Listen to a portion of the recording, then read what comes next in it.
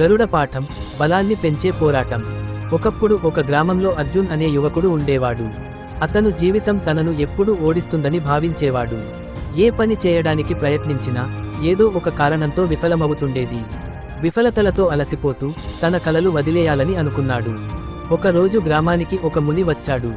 అతను అర్జున్ను చూసి, బాలుడా, నీ ముఖం ఎందుకు ఇంత బాధతో ఉంది అని ప్రశ్నించాడు.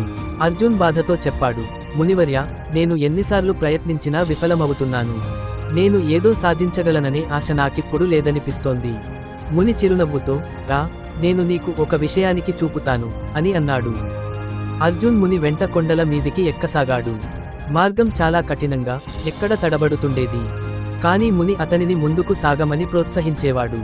చివరికి వారు ఒక పర్వత శిఖరానికి చేరుకున్నారు. అక్కడ ఒక గరుడం ఆకాశంలో ఎగురుతూ కనిపించింది. ముని అర్జున్ను చూపిస్తూ, ఆ గరుడాన్ని గమనించు అని అన్నాడు. గరుడం శక్తివంతమైన రెక్కలతో ఆకాశంలో ఎగురుతూ ఉంది. కొంత సమయం తర్వాత అది నేల వైపు దూకి మళ్లీ మరింత ఎత్తుకు ఎగిరింది. అర్జున్ ఆశ్చర్యంతో, ఇది ఎందుకు ఇలా చేస్తుంది అని అడిగాడు. ముని నవ్వుతూ చెప్పాడు, గరుడం కిందికి దూకి గాలి ప్రవాహాన్ని పట్టుకుంటుంది. ఆ గాలి దానిని మరింత ఎత్తుకు తీసుకెళ్తుంది. అది గాలి నిరోధాన్ని ఎదుర్కొనదు, దాన్ని ఉపయోగించి పైకి ఎగురుతుంది.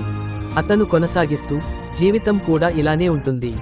కష్టాలు నీకు అడ్డంకులా అనిపించవచ్చు, కానీ వాటిని అంగీకరిస్తే అవే నేను ఎత్తుకు తీసుకెళ్తాయి. అర్జున్ గరుడాన్ని చూసి ఆ మాటల సత్యాన్ని అర్థం చేసుకున్నాడు. ముని చివరిగా చెప్పాడు, నీ కష్టాలను స్వీకరించు, వాటిని భయపడకు. గరుడంలా వాటిని నీ బలం చేసుకో. ఆ రోజున అర్జున్ జీవితంపై తన దృక్పథాన్ని మార్చుకున్నాడు.